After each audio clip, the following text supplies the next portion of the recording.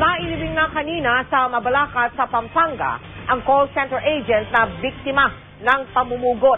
Ang krimen ay naganap noong nakaraang linggo sa lungsod ng Angeles at ang suspect, nobyo ng biktima. Mula sa Mabalacat, Pampanga, nakatutok si Rida Reyes.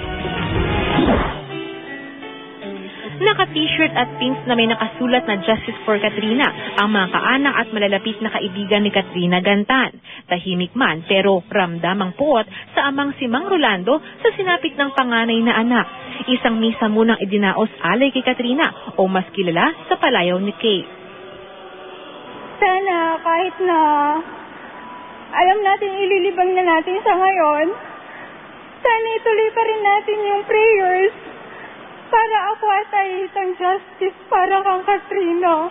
Balumi po, eyatok nang hanggat na justice ang kailangan ng akwa.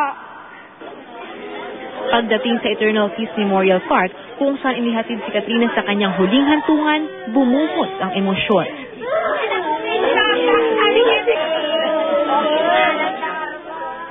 Nagtipo naman sa isang sulok ang mga kaopisina ni Katrina sa call center na pinagtatrabahuhan. Bit-bit nila ang mga lobong ito na isa-isa nilang sinulatan ng mga mensahe ng pamamaalam. Kalakip nito ang panalangin sana matahimik ang kaluluwa ni Kay.